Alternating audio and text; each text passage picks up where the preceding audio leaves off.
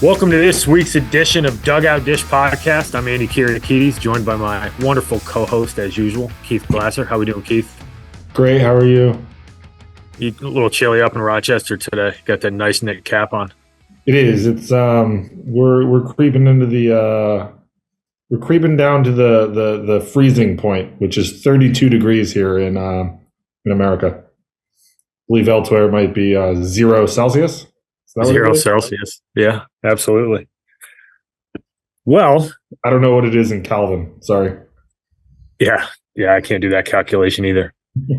We are joined by he's now clearly the most frequent guest on this podcast, a good friend of ours. He's the head coach at Archbishop Carroll High School in the Philadelphia area. He's the founder and director of Elite National Baseball, former college coach at multiple levels, former Division II College World Series pitcher, Jonathan Grosse. Thanks for coming on, man. Appreciate you guys having me on again. Love getting to chat it up with you guys. You guys are the best. Yeah, today will be a good one. We were just kind of briefing it just before we got on here and got going live, but we're going to talk about the intricacies and kind of give the inside baseball on academic recruiting. And all three of us were deeply entrenched in the academic recruiting world for the vast majority of our coaching careers, or at least a significant portion of it. So I think we have a pretty unique perspective and a clear understanding of how it works, not only at the highest level of academic baseball, but also at the Division III level with some of the most prestigious and difficult schools to get into in the country. So looking forward to this one. I think a lot of people will find a lot of value in what we're going to talk about, and let's see where this thing takes us. So, Jonathan, you want to kick it off?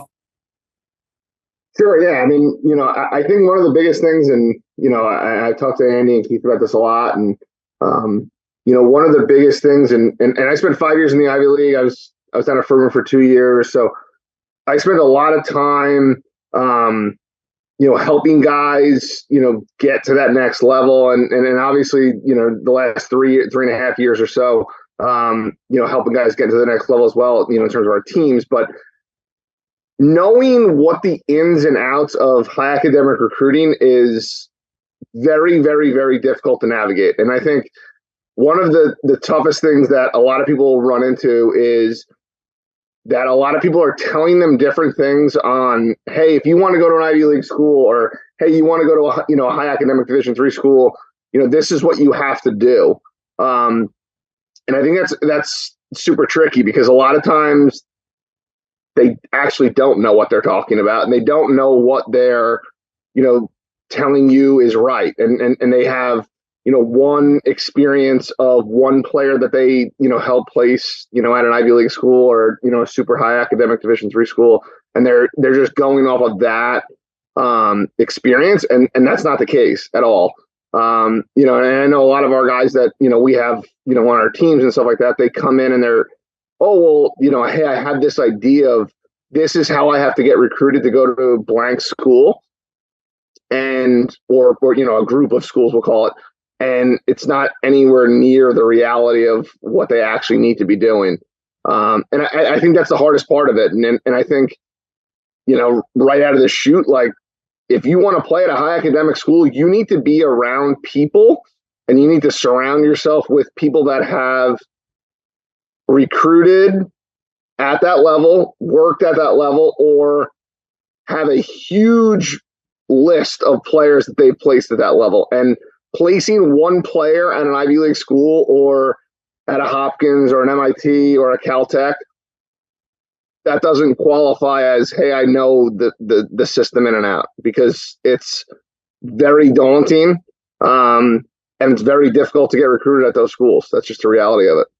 We'll save my bombshell moment of what I think for a little bit, but I think the hardest part for a lot of people who haven't done this and don't really understand what it takes on the academic side is how in-depth coaches have to go from a transcript class standpoint on top of what they're going to fit. Like, do you fit into that program athletically?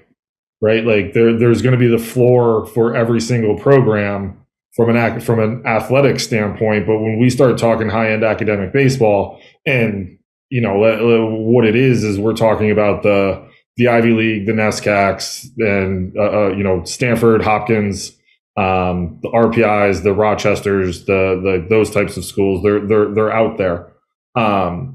There's an academic there's an academic floor that you're going to have to hit, right? Like, there's this RPI who's known for engineering. Like, there's a certain number from a test score and a GPA standpoint that you are not allowed to go below.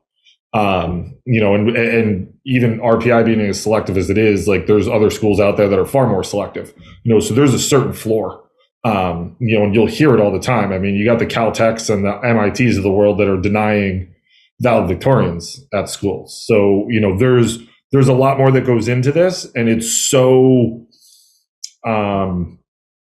veiled as a process. Like, I think what Andy and I like to do, and we've talked about this, Jonathan, like, this is a lot more of an education that we're trying to get out to people. And the recruiting process is a veiled process. Like, you add in high academic, and like, there's not a lot of people who really have a true understanding of what it takes for coaches from that recruiting side of things. So, you're right. Like, there's so many little things, and especially on the academic side that coaches have to deal with, that a lot of people don't necessarily realize go into the types of decisions that they're going to have to make.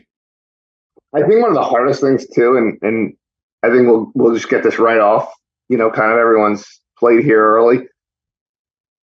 The number one thing that high academic coaches look for that work at high academic schools is, can you play and can you help their program? That is the number one most important thing that they have to check the box off of. And I think there's this misconception out there that, hey, I have a 35 ACT, hey, I have a 1500, I have a 4L, I have 15 honors classes, whatever the case may be. And I'm just going to be entitled to go to those schools because I'm an okay baseball player. And I think that's a hard reality. And, and I know it's probably pretty harsh here to kind of get it right off here in the first 10 minutes. But that's the first thing that coaches look for, is like, just like the player that throws 95 and is 6'5", but has a 3.0 GPA, can't fit at, a Harvard or a Brown or an RPI. The same is to be said about a player that has a 35 ACT, but also isn't good enough to play there. And I think that's a really hard part of the process, but it's like, you have to be really, really good at baseball. You have to be a really, really good player and have really, really, really good grades to play at some of these top end schools. Yeah. I mean, I'm sure we'll get into the transcript stuff, but Jonathan, you're spot on, man. Like, I think most people have no idea how good you have to be to play in the Ivy League, right? They have no idea how talented you have to be to play at Davidson, to play at Georgetown, to play at GW, to play at, never mind Stanford, right? Never mind Stanford, never mind Michigan, never mind University of Virginia, right? But you got to be a bro to play at William & Mary. You have to be, if you're going to get on the field there and be an impactful player, you need to be really good. It's not, well, I'm a really smart kid, to your point, so I'm entitled to this. Like, yeah, will your grades help you get into a school like that and make it accessible to you? Yeah, you absolutely have to check that box. There is the floor. But those coaches, first and foremost, and this goes down to the NESCAC, this goes to the University of Rochester, the first box you need to check is, are you good enough to help me win? And the level of play to play at any of those schools, like, you need to be really good to play for Joe Reyna at Rochester. You got to be a really good player, not just a good high school player. You need to be a really good player. And I think one of the best ways I've heard it put, and I don't know if it was you, Jonathan, or if it was another coach in the Ivy League, but the way that they put it is like, I don't want an Ivy League student who plays baseball. I need a baseball player who's smart enough to get into an Ivy League school.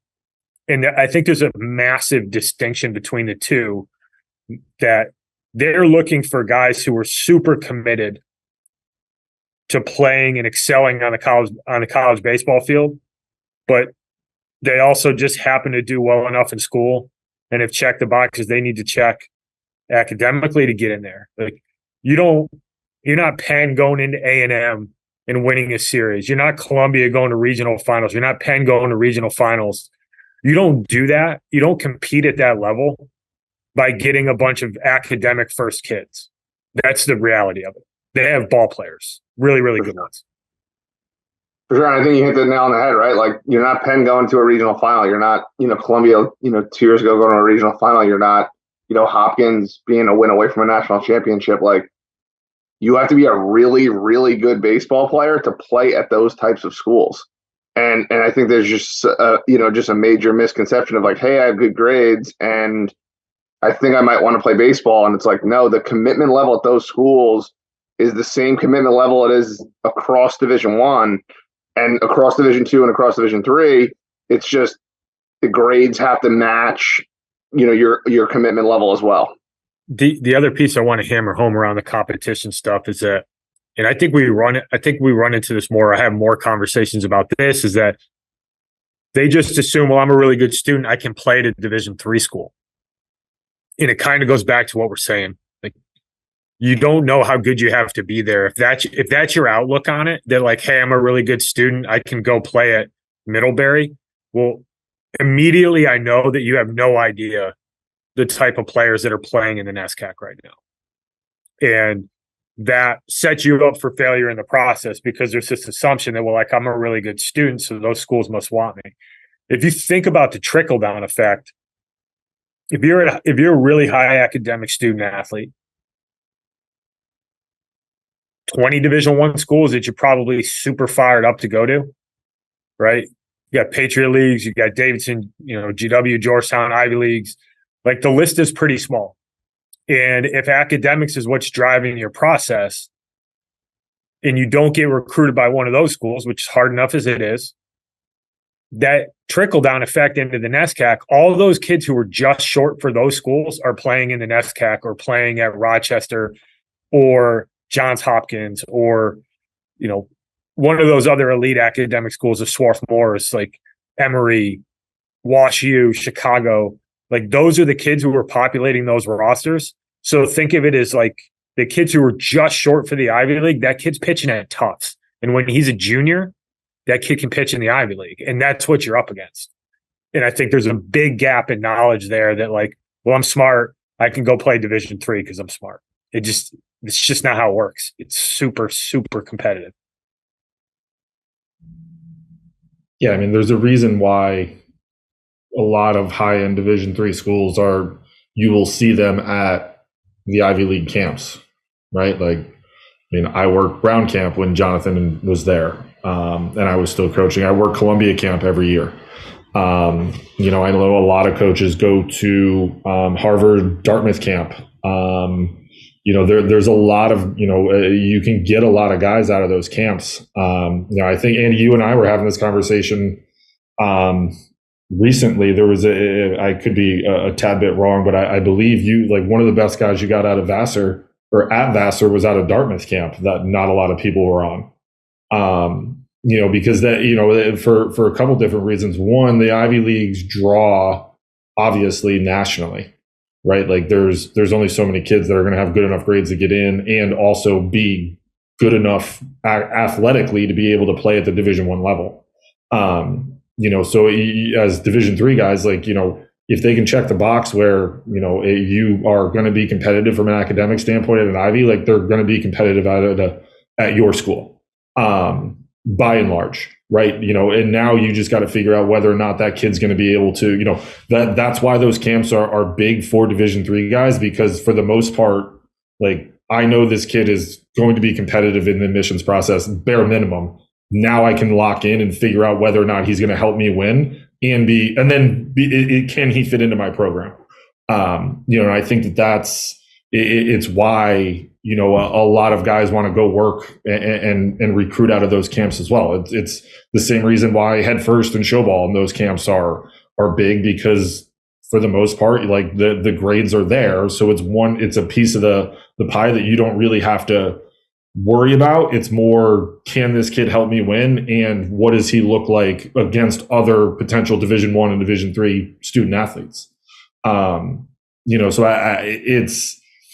it's my thing, and I've said this is the first time I'm going to say this on here, and it's going to probably, if we have SEC listeners and things, it's going to rub them the wrong way, but like, I honestly believe that it's more exclusive to play Division I baseball in the Ivy League than it is in any other conference in the country. Like, there's 8 teams. They roll in maybe 8 kids. The answer is you're not. It's not an opinion. That is a fact. But there's 8 teams. They average about 8 kids a class. Like, you're talking about 64 kids a year that are in a recruiting class that are going to play in the Ivy League. 64. And they're not cycling through them when they get on campus. No, this isn't a, hey man, you weren't good enough, see you later type of situation. Like, that's a 4-year commitment. Right. You will be there for, like, the only way that it doesn't work is that if you decide that you want to transfer out and go somewhere else.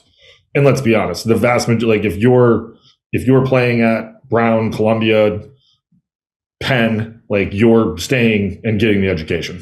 Like, that's generally what you're going to be doing. So like, there's 64 kids in the senior class that are going to be playing college baseball that are going to go play in the Ivy League. Like, it's more exclusive than any other conference in the country. Like, it does not matter. That is, like, you have to be good enough. And Columbia was in a regional final 2 years ago. They were in a regional final, I think, a couple years before that. Penn was in a regional final last year. Like, it is really, really good baseball. Harvard has a good baseball team. Princeton had a good run last year. Like, it's really, really competitive baseball in the Ivy League. They go down and they beat some really good teams over the course of the year. It's not, and you said it, Andy, and Carl, you say it all the time when I coached for him at RPI, like, we're looking for baseball players who happen to be smart. We're not looking for smart kids who also play baseball. And there's a distinct difference in that. And that's where, like, you get those kids in the Ivy League and you get them at Tufts and you get them at Hopkins. I mean, Hopkins, was 1 win away from being a national champion last year. I mean, it's a really, really good school and it's really tough to get into academically. So like, it's the baseball that's being played at that high academic level is so good and super competitive. And you mentioned it, the GWs, the Georgetowns, Davidson is a really, really good program. Rutgers got a really good program down there.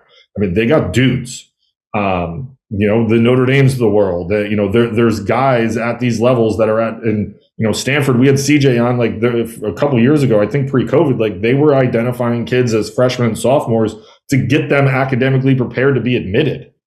Like, they had already identified those kids at a young age and being like, okay, this is what we're going to do academically to make sure that you're going to get in. And I mean, Stanford's been in Omaha the last 2 years. Wake is another prime example. Wake's a really good academic school. They were in Omaha last year. Like, those dudes are, not only are they super smart, they're unbelievably talented athletically. And it's like, what goes into those decisions, like, it's, you need to actually be able to play at that level while also being able to handle it academically, because, I heard Soup say it, and Tish and Jonathan and Coach Beretti, like, you're going to get your ass kicked in the classroom. Like, you have to be able to handle it academically and also athletically, because it's a tough 4 years on both ends, and you're going to be competitive on both sides. Like, you're going to, like, it's a special kid that gets recruited into those types of programs. And, I stand by that. It's more exclusive than playing in any other conference in the country. Agreed. Well, we can't end the podcast on that. There's just, I mean, yeah, it really is. Like, when you break it down, simple math, it's the most selective pocket of Division I baseball is to play in the Ivy League. And let me run with this real quick. Go. So there's 14 teams in the SEC, right? So everybody in the country, almost every kid in the entire country, if you said to them, what conference do you want to play in, they want to play in the SEC, right? I mean, we did the super regional picks. We did our Omaha picks, right? Like, it's littered with SEC schools. They're in Omaha. They're at the end. They're hosting the whole deal. The best atmospheres, 10,000 people plus a night. It's the prime. It's it is the top of the top of the iceberg, right? 14 schools before Texas and Oklahoma come in, obviously on July 1st this year. 14 schools, roughly, and I'm going to be very conservative here, and I'm going to say 10 players per school will go to each school. Okay, so 10 players. So that's 140 players. He's just broken down at 64 are going to play in the Ivy League.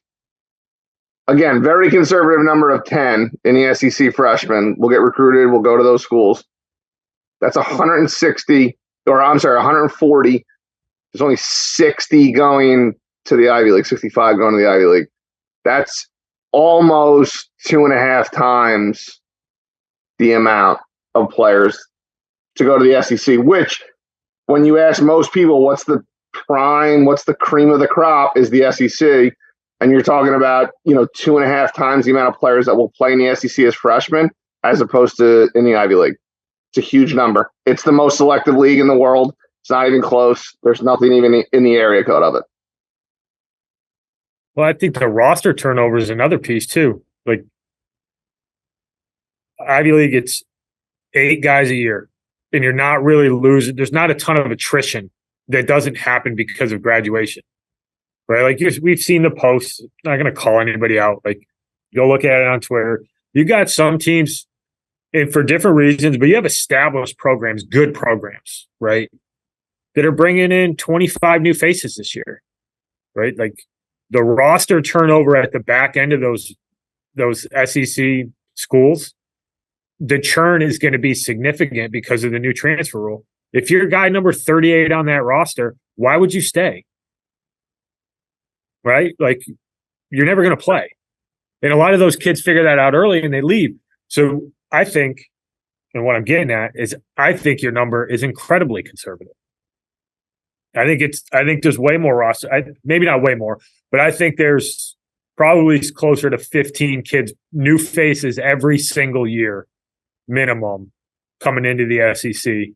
Well, and that's only freshmen, yeah. We're not even talking about the transfer portal now. Yeah. Which is might push it closer. You're right with 15, might be closer to 20. Yeah, it's exclusive as hell, and I think what we're driving at is that the exclusivity, the level of play in that league at those schools that we've mentioned at the Division I level, you have to be really good to play there, and then you also have to be academic. It's not the other way around. It's not I'm a great student so I can go play at Harvard. No. You need to be good enough to play at Harvard, and then you also need to be a fantastic student. Sure. And I think, just driving home the fact, like, you have to understand the process of those schools with, the admission slots, the non-academic money, like, with, most, obviously in the Ivy League, but like the Division III schools as well. But like understanding, like, what is those processes like to be recruited at those schools? You have to be around people that understand that process, because it's an extremely daunting process if you don't know what you're doing and you're just saying, hey, I want to go to this school. I think this is what I want to do. Let's hit on that a little bit, because we've all seen it from various types of schools. You've seen it at Brown. You've seen it at Furman. I've seen it at Vassar, one of the best liberal arts schools at the Division III level. He's seen it at RPI, one of the most exclusive engineering schools in the world. Talk a little bit about that, because this is another veiled thing. Like, I've sat in a room with the admissions people when they make decisions on transcripts that they bring, and oftentimes the decisions don't make a ton of sense on paper. But it's because the school and the admissions department, it's just not as cut and dry as this kid is good enough to play baseball here, and here's what his transcript looks like, and it checks most of the boxes. Like, it's a little more complex than that, a little bit more nuanced. Yeah, it's tricky. It's really tricky. Like, where are you from? How many kids go to your high school? Are you in a private school or in a public school? I think you said it best, right? It's like, it's not just cut and dry of like, hey, here's the transcript. Hey, we think he can pitch here. Or we think he's going to be our starting shortstop. It's, There's more that goes into it. How many applicants are coming from that school? What's the mean GPA? How many, what's the mean, total amount of AP classes? How does that compare against what your, body of work is as a student? There's a lot that goes into it, in terms of, different things that, people might not understand of like, hey, I'm a 4.0 student from blank high school. And, I'll definitely get into that school. I have a, 35 ACT or a 1550, SAT, and I'm going to easily be an applicant. And there's just more that goes into it in terms of like the subjective part of it is like sitting in those meetings. And, we had a student athlete one time from the middle of the country who, applied. He wasn't a supported student athlete, for the Ivy League, but from the middle of the country, had a perfect ACT score, 4.0, and we're like, this is a slam dunk. And, admissions looked at it and was like, well, we got a lot of other kids that are going to be, pretty similar to this. So this is going to probably be a no. And it's hard, it's hard. And it's hard understanding, how that works because there's just so much subjective things that go into it. And just like when I was at Brown, just like when I was at Furman, just like Andy, when you were at Vassar and, William and Mary and Keith was at RPI, like each admissions department has certain things that they, quantify as really important, and other admissions department might not quantify that as super important. And that's the hard part in terms of like the process and knowing like, all right, well, what schools, are valuing certain things higher than other things, because each admissions department at the end of the day is going to value certain things more than other admissions departments. And that's the tricky part in the entire process. Yeah, I remember having a conversation with the admissions director at Vassar, and to your point, it's the insight into how they evaluate, and everybody's a little bit different. But I remember having a conversation about a kid who went to a really prestigious high school out in Los Angeles. We had established a relationship with a few kids out of that school in previous years, and this kid was probably the best one out of all of them. He was going to be our number one ranked kid in the class. And we sat down with the admissions department and were like, hey, we think this kid's going to apply early decision if we can get him an answer of yes. All right, they start running through it. And the simple response to make a long story short was, listen, he's ranked 19th in his class right now, which is great by just about everybody's standards. But we're going to have 7 kids who are ranked higher than him probably apply to this school early decision, and half of them are going to get denied. We can't accept that kid. And that was a pretty eye-opening moment early on, coaching at a high academic school, realizing that if that kid had gone to a different high school, he probably gets in. But going to that prestigious high school, and this might ruffle some feathers, but sometimes going to those prestigious high schools, it actually can hurt you in the process with some of these really elite academic schools. Which, I mean, shoot, we could talk about that for a while, but it is an interesting process, and it's not straightforward. And Keith, I know you got some good stories from RPI where probably getting some answers that you didn't expect, and just understanding how difficult it is to get kids in. Yeah, I mean, I think the kind of the elite kind of high school that you just mentioned, like I learned early on when I was at RPI, like my first year or two, not to necessarily say that I'd stay away from some of them, but it was to your point, like it was, if you get the transcript and you're like middle to bottom end academically at those schools, like for the same, like it's going to be really hard to admit somebody who is likely without baseball would be denied. And it's a reality in some admissions departments. And everyone's different. We can't necessarily sit here and say that it's a blanket statement for everybody in every school, but it is a reality. If you're ranked 70th out of 80 kids and 10 kids are going to apply and they're all ahead of you, some of them are going to get denied. So from an admission standpoint, it's hard for them to justify saying that we're going to take, number 70 and deny 20 through 40, regardless of how good you are at baseball. So it's, there were, I tried to, I'll be honest, I tried to avoid them in some instances because it was easier from a recruiting standpoint. And look, I think the one thing to kind of to really drive this point home is that when you're recruiting at a high-end academic school, like you are recruiting nationally, right? Like even like the Ivies, it's obvious, but if you you can go look at RPI's roster, you can go look at Rochester, you can go look at Middlebury, MIT, Davidson, Georgetown, you're going to see dudes from the West Coast. You're going to see guys from the Southeast. You're going to see the Mid-Atlantic and Northeast and New England.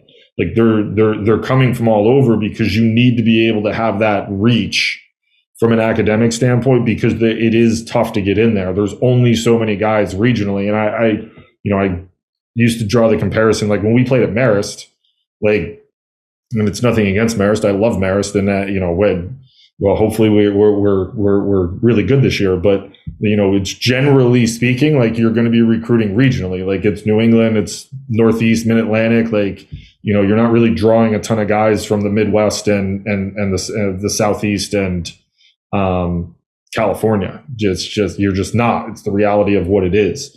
But when you enter into that high academic world, you have to understand that you're up against not only athletically, but academically, people from all over the country. Like you have to be good in both aspects.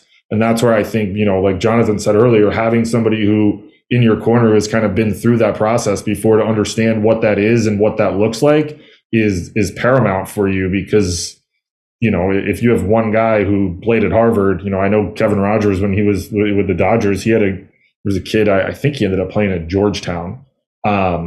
But Harvard showed up. This was years ago, before I played, I believe. Harvard showed up and they're like, yeah, we can't get him into school. And Kevin was like a 1500. Kevin was like, I'll never have another kid as smart as him. Like, you guys don't have to come back. But it's a reality that that doesn't get into some, you're not going to be able to get that kid in some instances. So, having somebody who's kind of been through that process and knows what it looks like at the high academic world and where you can potentially stack up is huge for you if that's the route if that's the route you're looking to go to get a phenomenal education while also being competitive. I think the other caveat to it is, especially at the Division III level where, one of the selling points I always had is you're going to get a world-class education and then you're going to compete nationally. Like we're at the Division III level, we're looking to make a regional and a super regional and get to the World Series. I mean, Hopkins did it, and Catholic was in the World Series 2 years ago at a super high-end academic school. It's Middlebury's really good. Ithaca made a run. Rochester made a run a couple years ago. You can be super competitive at that level with high academic guys. But again, to the original point that Jonathan kind of kicked us off with, you have to be good athletically, and then you also have to be good academically to even be recruited or be recruitable at that level. Swarthmore's the other one that comes to mind. Didn't Mitty had them in the World Series a couple of years back, didn't he? Yeah. Yep. They made a heck of a run with my man Dan Gosowski helping out with the pitching staff. Gus, man. Yeah, I mean, Jonathan, you got anything to add on kind of the admissions piece? You had a really unique look at it at Brown. When I was at Vassar, we didn't have slots, right? We could kind of rank guys in terms of priority, but we didn't have an A band or a B band, which I know they have in an SCAC. I know the Ivy League's got the AI, the academic index, but anything that you can publicly share, I'm sure would be appreciated by the crowd. Yeah, I mean, obviously, it's not super secretive. The AI of the Ivy League is basically every player is also ranked, and then is basically given a number, a number that assigns them academically. So whatever their, GPA is, comboed with their test score, or if they're a test optional kid, they're given a specific number, and then each team within the Ivy League needs to maintain a certain number based on the athletic department's value, or whatever they deem as acceptable for that individual program, if that makes sense. So they have to, the athletic department itself has to maintain an average, and then each team has to maintain an average, and that's based off your athletic department. So the AI at Penn could be different than the AI at Brown for baseball, just in layman's terms. The AI at Columbia cross country could be different than the AI for Dartmouth cross country. That's kind of how it works. But each player, then, once you are a supported student athlete, you go, you'll get, your OKs, and you'll get your guys that you're going to be able to get in based, the number will be based on, again, admission slots. Each athletic department is given a certain amount of, admission slots, and then they divvy them out between each, each individual athletic program. And then you're ranked by a number, and 1550, that's right-handed pitcher that throws, 90 is going to be super valuable, because you're going to be ranked super high. And then you're able to get in a player that may be ranked a little bit lower in terms of the AI number, later in the process. So, a lot of times you'll see, Ivy League schools try to go after kids early on in the process that are, super high AIs, just because it'll help them get, maybe a specific position later in the process that's a little bit lower. Very, very, very, it's not very, very, very common to understand it. It is very common for people to think that they understand it, but there's way more, depth to kind of what I'm saying and the way I'm explaining it than, you can just kind of pop on and say, oh, well, I'm going to be this AI. We used to laugh all the time. We would get emails and say, kids would say, hey, coach, I'm going to be a, 218 AI.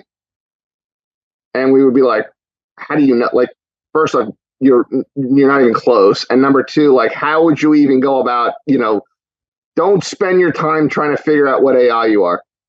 Do a really good job of getting really good grades in the classroom. Get the highest test score you can get if you're going to take the test, and, let kind of the baseball stuff, sort itself out. But so many people try to learn and read and try to figure out the AI, and it's there's so much more that goes to it than I can explain, right here for even 5 or 10 minutes. Just be really good in school. Try to get a really good test score, the best you can get, and be as good as you can at baseball, and let the rest sort itself out.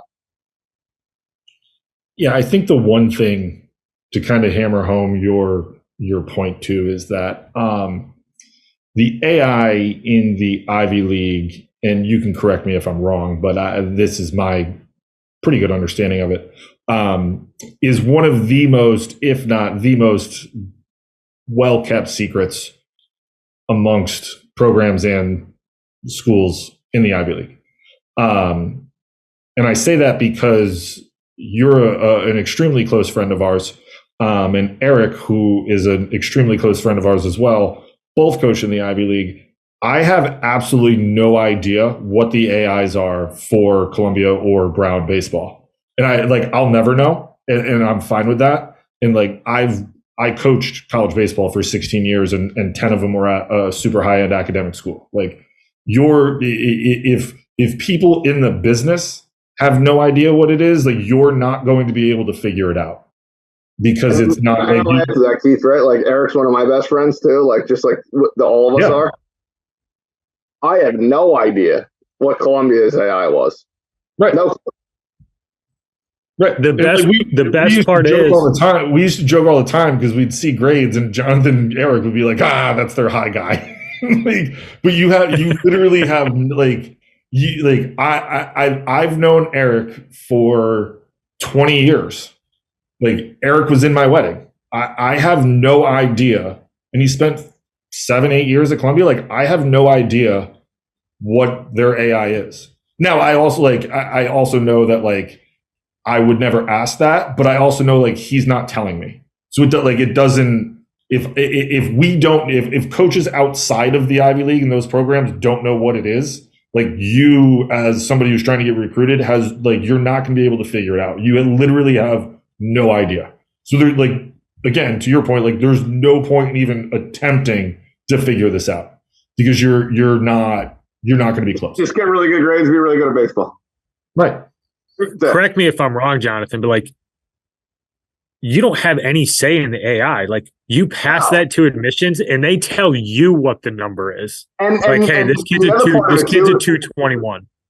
And the other part of it too is that like there's certain like you could roll like kind of like what you were saying before, Andy, about transcripts and stuff like that. Like you could roll a kid in at let's say whatever a 210 and be like, I think this is a slam dunk. But he had 2 Ds as a sophomore, and then they're like, well, even though he's a 210, we can't accept him. So like there's also that part of it too that or hey, like he's a whatever 205 or 215, whatever you want to call the number is, but we don't love the rigor of the transcript, so he's not admittable. So there's also that part of it too, where it's like if there's no science to it because the admissions can look at it and kind of like what I was saying before, like, well, what each school, and each admissions department thinks is important. They could also look at a transcript and say blank is wrong with it. And then even though, he's really good, he got good grades. Yeah, he's got a really good test score, but there's blank missing and he's not admittable. So you can't use him as an admission slot. So it doesn't even matter what his AI is. Yeah, it's wild. Like coaches, like you have a pretty good idea, but you never are sitting there with 100% certainty like that kid's getting in until you get the check mark until you get it back. Yeah, like you always got to look at the transcript and kind of go from there. And you're right, dude. Like, don't get me wrong. Like, you got a pretty good idea. Like, very rarely did we get, a flat out no. We would get, hey, adjust this. Hey, add an AP class, stuff like that. Like, you have a pretty good idea of doing it. And Eric obviously did the same thing. And Dan and, whoever else you guys have had that's worked in the Ivy League. You got a pretty good idea.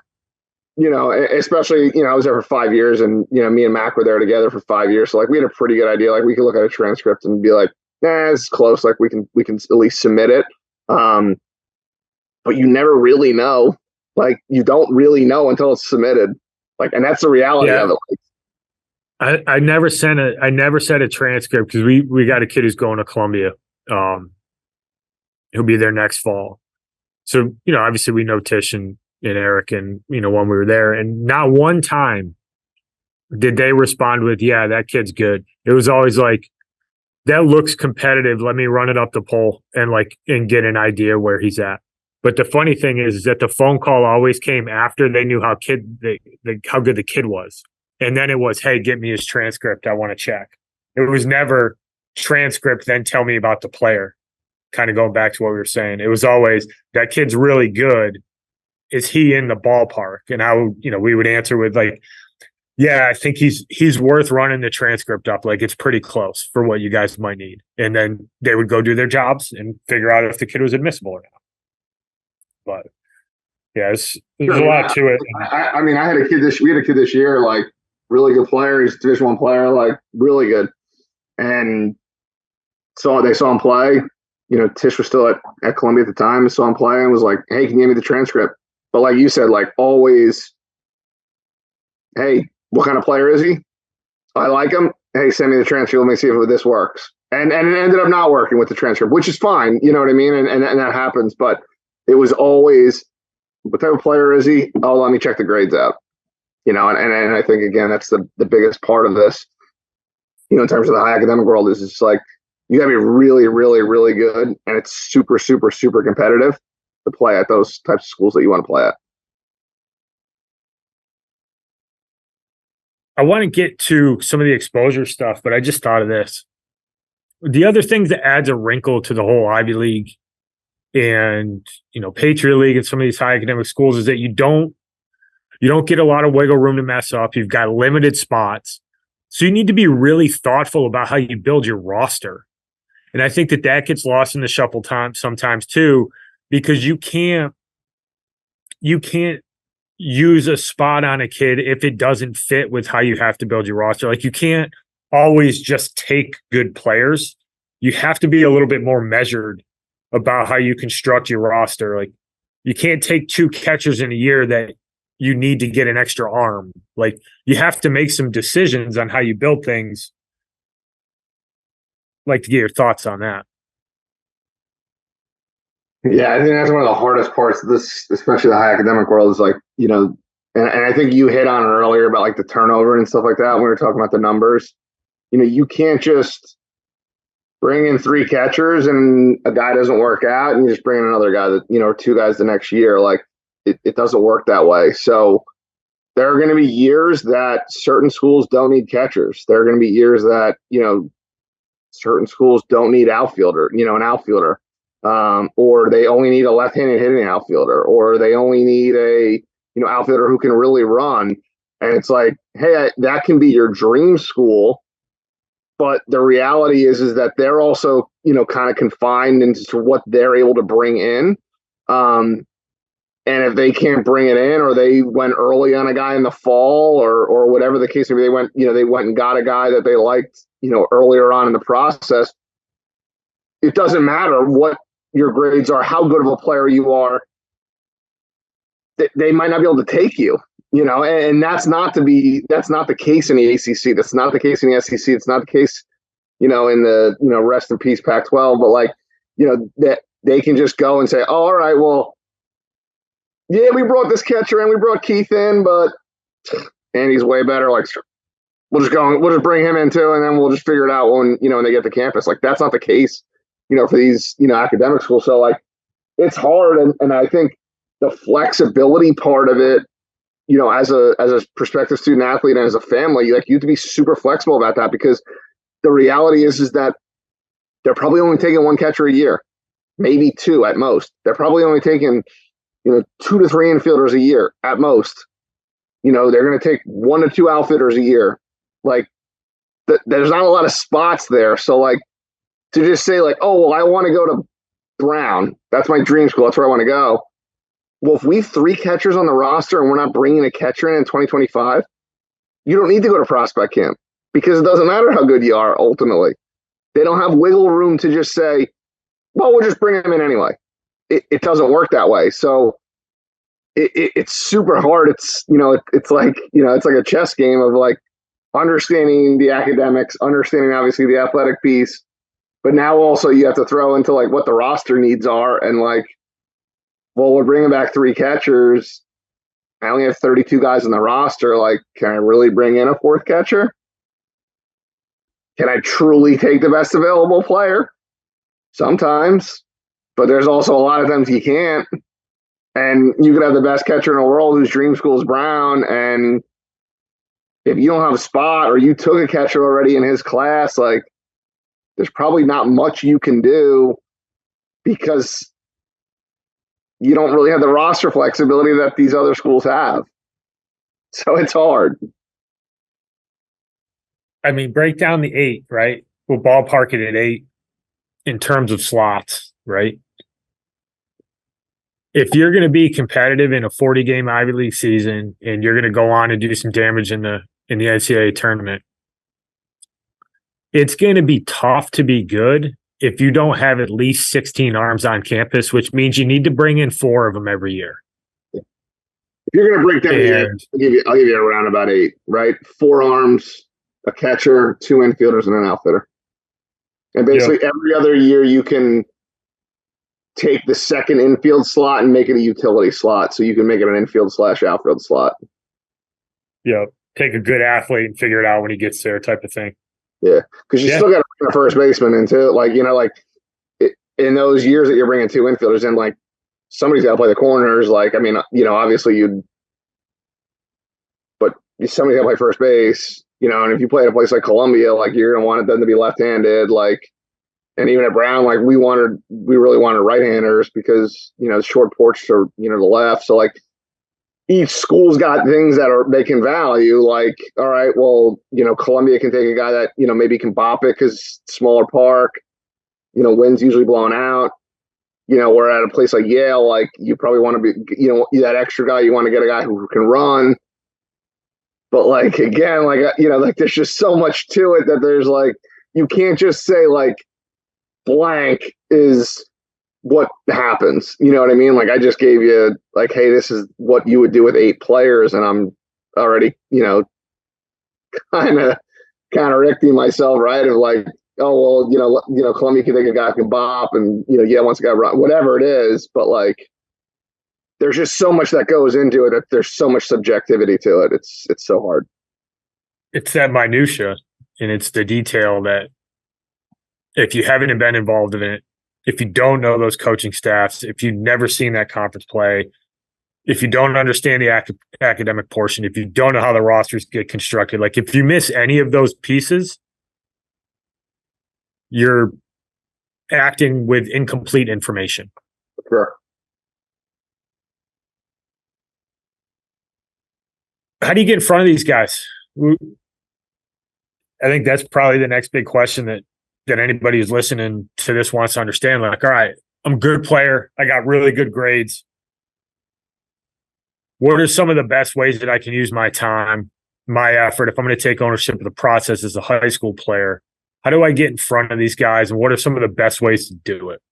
I agree. I'll be honest with you guys, and I'm super biased, and obviously I love you guys, but like, if you're not, and I know I started with this earlier, but like, if you're not with somebody that knows the process of these schools, if you're not with somebody, and that's whether they're, obviously an advisor helping you through the process or, your travel coach, but if you're not with somebody that knows the process in and out, just saying that I'm going to go to these camps and go to these high academic, events, it's very, very, very difficult unless you're extremely, extremely talented and you can really stand out in a big crowd of 250 kids or 150 kids or 300 kids, whatever it is. Like, you need to be with somebody that understands, like, how do you place players, at the next level? How do you put them in front of schools at the next level? And just playing on a team and saying you're going to go to 2 $1,200 camps at the end of July and early August, you're setting yourself up for failure. Just the reality of it. Yeah, no doubt about it. I mean, I think if you're an Ivy League coach, right, and that's the pinnacle of kind of the high academic, you only got 8 spots. You need to get to know these kids, right? Because if you're going to miss on talent, that's one thing, right? Because you're never going to get everybody right. It's just the reality of it. Somebody's going to get hurt, or a kid's going to get to college and the speed's going to be a little bit too much. Like you never get a class right. But the one thing you want to do the best you possibly can is figure out who these kids are in those on-campus camps, the longer-term interactions, getting a chance to see a kid play actual games and not just showcase. Like, that's really valuable from a coaching perspective. I think it's particularly valuable in the academic world where you just don't have the leeway to make mistakes. Like, and to your point, going to one show ball tournament and thinking that you're going to get recruited by Harvard, like, it's probably a little bit naive. Like, you probably need to have somebody in your corner who can tell you, hey, you do fit at this level, and this is how we need to get you in front of them. There's a team that does academic targeted events, right? Or you go to Harvard's camp and we talk to the coach and staff to figure out, hey, do you fit or do you not? But you can't, to your point, just think you're going to throw money at it and solve it, because it's just you're gonna end up throwing $1,200 away without having a plan and without executing that plan. For sure, and it's just there's too many kids there. There's, you need to have somebody that can, make a call and say, hey, check my guy out, or hey, you're one of my best friends. We talk, 4 times a week, 5 times a week. Like, I'm telling you about this player because I legitimately think that this kid could play at your level. Not, hey, I'm just going to show up at this event and I hope that it works. And, you call me or you call, us, after, and you go, I made a huge mistake. And I, kind of went through the process and went through the summer and had no idea what I was doing. And now I need to kind of restart my entire thing. And we have had that happen. Me too. What excuse me, I haven't had issues here. What do you think of the camps? You're at Brown, right? We saw somebody post the other day. Me and Keith talked about it. Saw somebody post the other day that on-campus camps are just a big money grab to fund the assistants. I know that to be patently false, but let's hear from a former Ivy League coach and the value that you get out of those camps. Yeah, I think it's totally false. It's not even. It's totally false. I'll just put it that way. Especially now with the extended, quiet period. If, and I'll put a big if, and I tell all of our kids this too, that, that play for us and, within our organization, like, if you're ready to showcase yourself in the winter and you are good enough to play at those schools, then you should go to those camps in the winter. Because with or late fall, whatever, winter, but basically anything post quiet period, we'll call it. So post, October, I think it was 9th this year.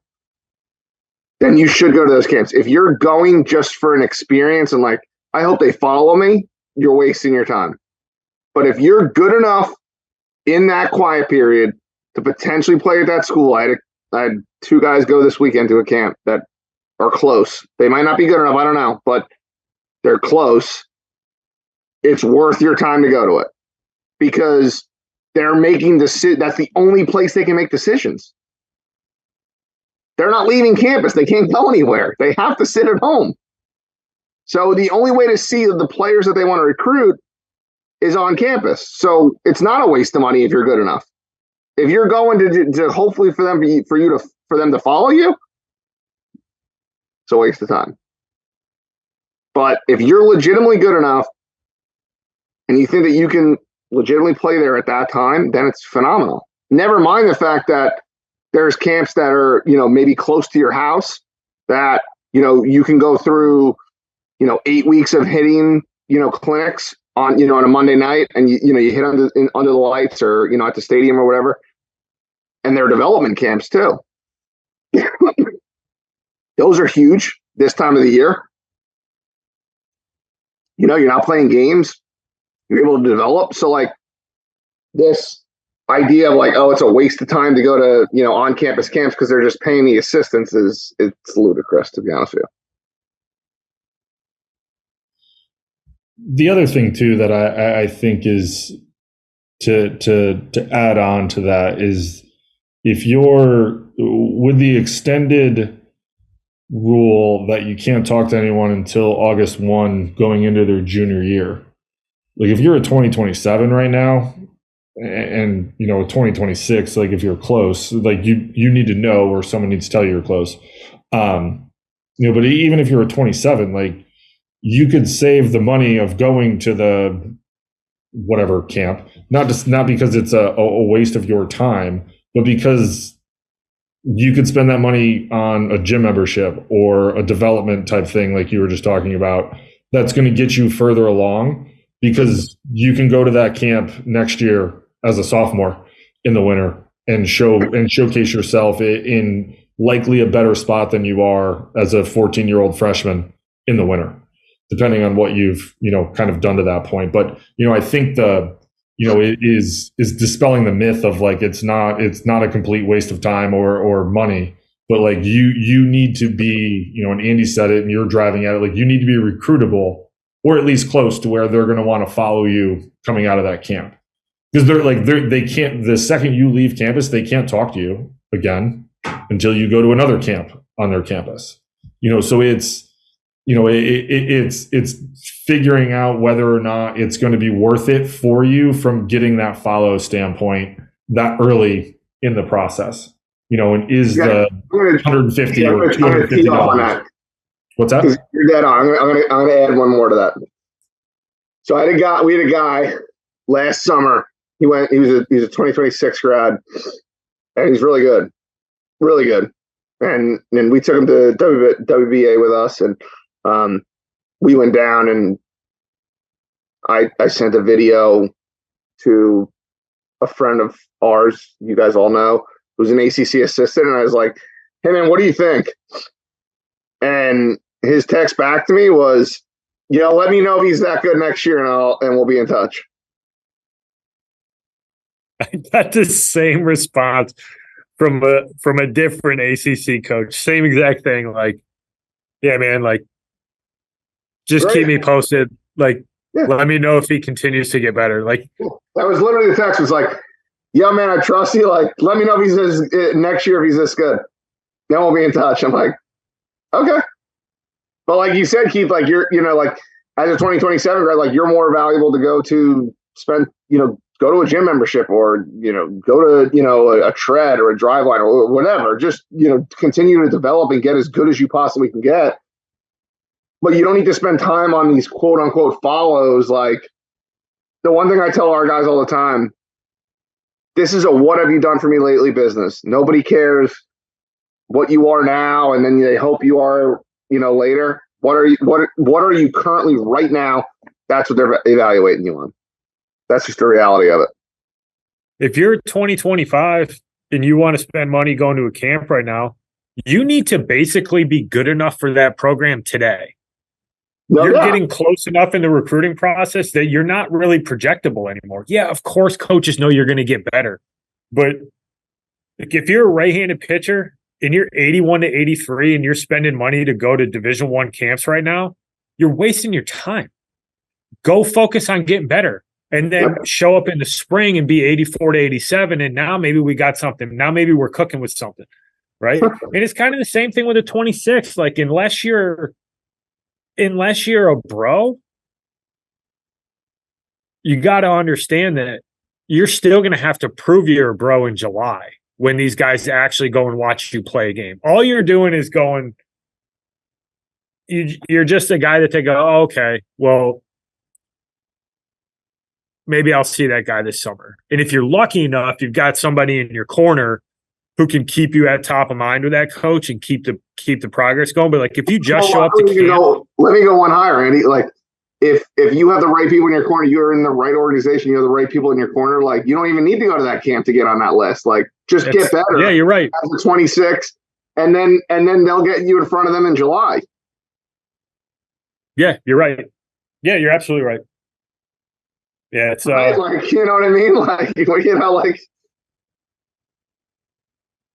Yeah, I can't argue with you there. Well, you're absolutely right. Like, I think the other thing too, and us, like we're close enough to it, like, and kind of know this. Like, I don't even know if they're like. I think in talking to the guys that I talk to all the time, like it's last year that rule was thrust upon them so quickly, and in what it was like mid to late April. That rule came out that you weren't going to be able to. Right. So like it kind of threw the whole recruiting schedule and what you were going to do kind of out the window. I think some schools just decided to kind of sit on some transfer stuff. I think this year is the first year that you're actually going to see a plan per se. I don't know if it's going to it's such a fluid process right now. I think for a lot of schools with 26s and 27s and beyond, because when they used to go recruit those guys and try to, create that arms race to get dudes committed, like they're not really going to do it anymore. So what does that look like this summer? And until we go through a whole cycle of it, I don't necessarily know what it's going to look like for everybody. You know what I mean? Like it's like, do I think like some schools are going to, go watch some 26s?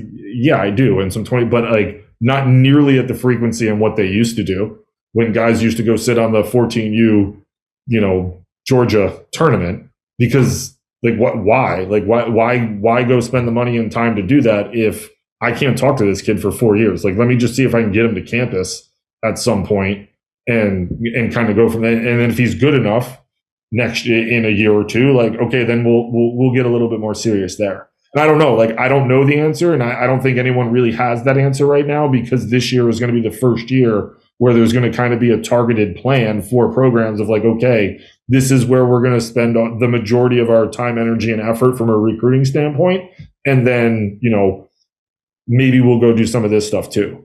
So I think it's a weird, it's a weird kind of spot to be in if you're a 26, 27, 28 recruit, because I don't necessarily know what that's going to look like moving forward with this new rule change. I think we'll have a lot, like, we're going to have that kind of conversation next fall of like, okay, this is what this kind of looked like. These are some of the things that we might want to target moving forward. But I think like it's just a weird kind of thing to be in right now, because no one really knows what to do with them. We have ACC guys, like in the past would be like, give me his number, have him call me at 7:00 on Tuesday, and we'll have a conversation, see what happens. Now it's like, let me know what he's like in July of next year. Which, let me know if he makes his varsity team this spring. Right, in 5 or 6 months, that's a gigantic change in this business. A gigantic change in this business in 5 or 6 months. I think it's a good thing, right? To your point, Jonathan, around like kids can just focus on getting better now. Like, you don't have to worry about running around and trying to get on somebody's radar so that they can, maybe they'll take a chance on you because they're trying to beat some people with a punch. Like the cream of the crop, 26s in the academic world, or just more broadly speaking at all, like they're going to be the cream of the crop, right? Like those kids are going to go off the board early. But if you're not one of those kids, you got to look at this as an opportunity to close a gap. And like if you're 81 to 83 and you're right-handed right now and you're 26 and you have aspirations of pitching in the Ivy League and you want to, you want to get committed next fall because that's the timeline you're pushing at. All right, great, right? Understand that it works a little bit slower, but you need to get better first. First and foremost, you need to get better. And you got 11 months. Like, get better in 11 months. And I think, like to your point, like just, I think, football and basketball, not to compare the sports, but football and basketball have been later in terms of like the recruiting process for the most part. I mean, I know there's some certain guys that go early in both those sports, but baseball, we were the earliest, outside of like men's lacrosse, like we were the earliest in terms of commitments. Like, dude, if you're 14 and 15 years old, get better. And I think that's kind of where we're back to. And I think that's such a good place and a healthy place for our recruiting process. High academic, even non-high academic, doesn't matter. Like top to bottom, our sport as a whole, college baseball as a whole, is a better place with the new rule, because kids at 14, 15, and even the younger part of 16 can focus on how good can I get and not worry about what camp do I need to run to, what showcase do I need to go to, how do I want to be ranked on PG or PBR.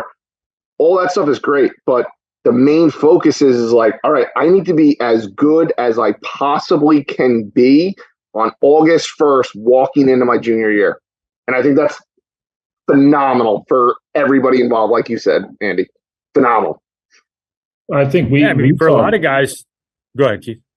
I think we talked about it the first time we had you on. Like, and I've said this on here. Like, I committed in September of my senior year in 2003. Like, that was like astronomically. That was like unbelievably early in 2003. And then, you fast forward to before this rule change, like you're committing in September of your senior year. Like that is like, you're unbelievably late, and I think there are a lot of programs out there that still committed guys that late because they were patient enough to wait for guys to pop, and they're really good programs. But I think that like, you're 100% right that from a health standpoint, for guys in the state of the game, it's a far better spot to be in, that you just have to worry about getting better at baseball, not the rat race of where do I have to go in order to get committed at the earliest possible stage that I can? And I think that there, like, not only was there, some pressure being put on people from programs, I think the social aspect of it, and, you can go down the Twitter and Instagram rabbit hole, but like, I like, there was that social pressure, I think, for people seeing other people commit, like, I need to do this, and we've had conversations with families recently where, I had a conversation with a 27 family the other night, and they're like, that we have people telling us that 27s and 6s are being committed. We feel like we're behind the 8 ball. And I'm like, listen, first of all, there's a handful out there that are committed because they were grandfathered in, but nobody is committing now. Like, they can't. It's not doable. So it's that pressure is still out there from some people. And I think it's not understanding just the basic state of where the recruiting aspect is at. And again, like, this is a veiled process. I used to say this all the time when I was coaching. Like, people will come in and ask questions, and like, when you're coaching and your family sits in front of you, they have questions, like, instantly, whether or not this is their first time through this or their 5th time, because their questions are going to be a little bit more detailed. Like, but the first time through it for families, like, this is a daunting process where you generally have no idea what's going on. Like, there's not a lot of information readily available, which is why we do this and have these conversations so people can learn some stuff. But like, it's a veiled process from a recruiting standpoint, and it gets even more veiled in the high academic world. But it's such a better rule for the state of baseball because it puts everybody kind of on the same track, right? Like, Division threes are generally recruiting senior year to senior year. Now the bigger, like the Division ones are not that they're going to be senior year to senior year, but it slows them down to where you can start getting a better idea of guys. And some of those kids that might, have gotten dumped in the past, like, those kids aren't going to get dumped, and they might end up finding the right place at a different school because everyone's forced to be a little bit more patient with it. And overall, it's going to be better for everybody involved. Sorry, Andy, I cut you off there. I hope you remember your thought. I don't, but I'm glad that you did cut me off, because I think that it's the shift in mindset, right? And it's still like, people who are going to shoot people honest, right? And there's 3 honest dudes on this call, but like, if you're going to shoot kids honest, if it's a 2026 right now, just don't worry about getting recruited. Like, I know you want to, like, even if you're a 25 this period of time right now, if you're not committed and you're not getting recruited heavily, the baseball world is telling you that you need to get better. And there's nothing wrong with that, right? Like, the race doesn't end when you commit. It doesn't end when you get to college. Like, you have plenty of time to continue to develop, and everybody commits at different timelines. Like, there's going to be dudes committing to SEC schools that are 25s in August of next year because there's a kid right now who's throwing in some gym with some pitching coach who cares about him. And he walked into that gym and he was 84 to 86 going into the fall or going into the winter. And he's a fringy Division I guy, and he's going to bust his ass for the next 6 months. And he's going to go to some tournament, and he's going to be 89 to 92 with a good breaking ball. And that kid's going to go pitch in the ACC or something. That is going to happen. But it doesn't happen if you're worried about getting recruited. It happens because you put your head down and you focus on what you can do to get better and trying to become the best possible version of yourself on the field. And I think this rule slows that down, but I think it is going to take a little bit of time for the mindset to change, because a lot of these parents and families that were of the 26s in particular, they were just a part of the window of recruiting where it was super fast and guys were getting committed really early. So they likely know dudes that are in their class have already committed. But just the rules are now, like, you don't get to commit until August 1st if you're one of the best players in the country. So why worry about it? Go get better. Make your high school team first, right? Have conversations with kids who played JV as a freshman and they're sophomores, and we're worried about getting recruited by Division I schools. How about we make our varsity team first? Like, let's be a good varsity player. Let's make Archbishop Carroll's team better this year. That's what you should be thinking about. How are you going to help Coach Grosse win a title? No, I think you're dead on. I think, and we have this discussion a lot with our families. It's like,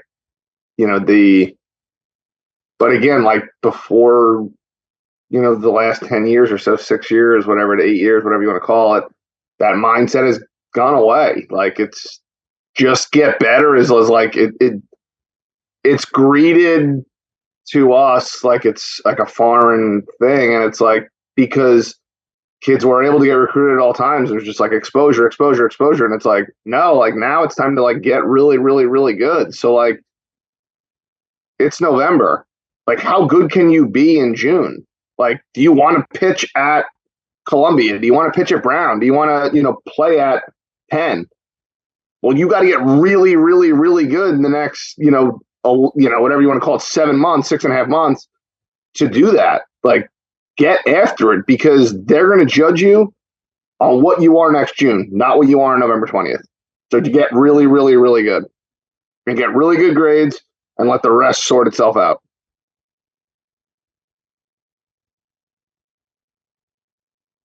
Spot on.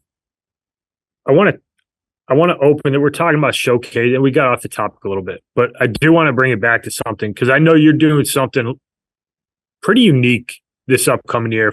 Correct me if I'm wrong, with Elite, that tailors really specifically to this, and I think it kind of sets you guys apart a little bit. But talk about that a little bit, because I think that if you are a high academic kid, something along these lines is really worth thinking about in terms of getting the exposure and being around people that can help you in this process.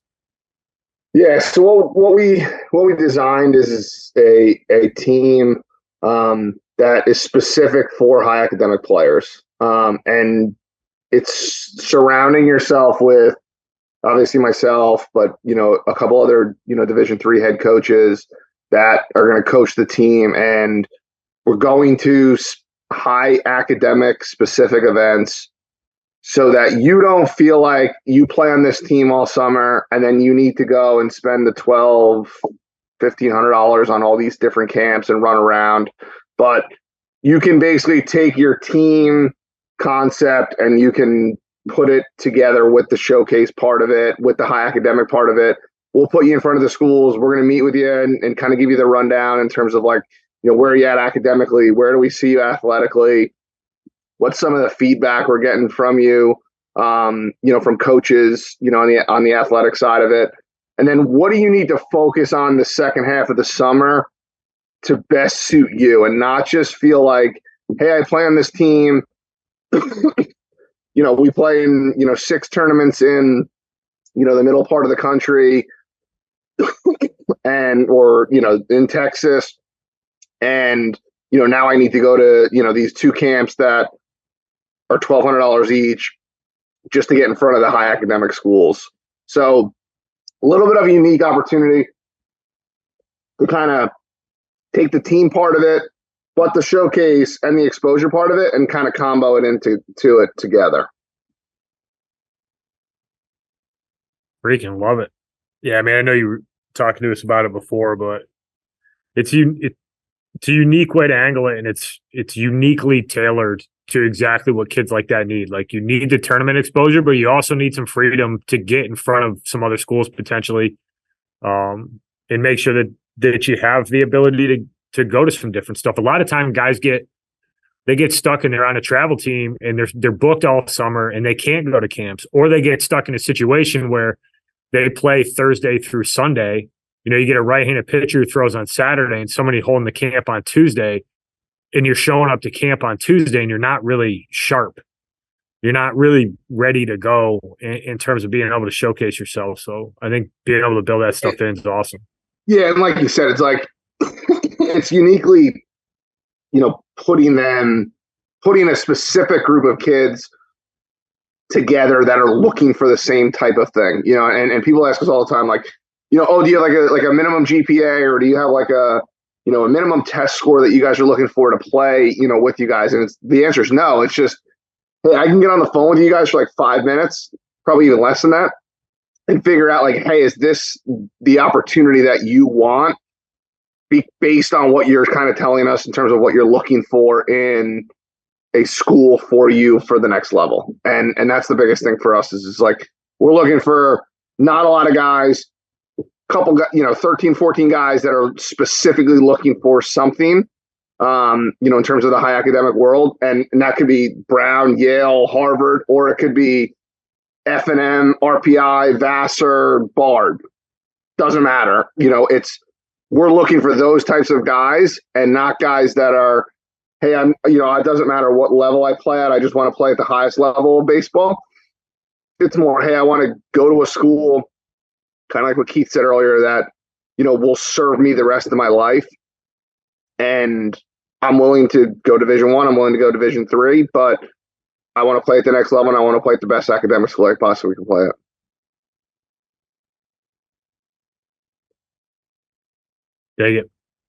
Dig it. Check out Elite National. If you're academic and you're listening to this, reach out to our guy. You're in good hands with them for sure. Anything else you guys want to add about we could talk about this for hours, but the intricacies of the academic world? Anything we missed? I just want to thank you guys for getting me on. I love it. I know we've done. I'm the resident podcaster here with you guys, but I absolutely love it. I can't thank you guys enough. And like I tell guys all the time, like if you want to go with people that you trust, and I trust the heck out of you guys. You guys are some of my best friends, and I just appreciate you getting me on and getting to kind of chop it up here for an hour or so every couple months. Hell yeah, we got college baseball season will be starting before you know it, and we might just have to mix in some previews, perhaps some predictions. What does Dave Portnoy do? Emergency press conference. We might have to have some like 8 for. We might have to go at 8 for Omaha. What do you think? Maybe in February we'll go 8 for Omaha. Yeah, we're gonna have we'll have a preview, and then we're probably gonna have a mid-season review to see what surprise teams are really playing well, and then we're obviously gonna have to get into the playoffs at the end. Playoffs. Oh my Golden Eagles from freaking Oklahoma City or wherever they're at, Tulsa, Oklahoma is getting going again. I bet Roberts, baby, got to get it going. Yeah. Looking forward to it. It'll be fantastic. Well, thanks, Jonathan. You're the man. I know we'll catch up soon. For those of you listening, thank you for listening. Go ahead and check out Elite National, especially if you're interested in that academic team. If you want to learn more about what we do at EMD Baseball, go to emdbaseball.com. You can follow us on Instagram and Twitter at EMD Baseball. And also, we have just launched our online recruiting academy. And for you special listeners, if you punch in Dugout Dish 15, you'll get 15% off your purchase of the academy. Go check it out. All the information is online. Thanks again for listening. We'll talk to you next week.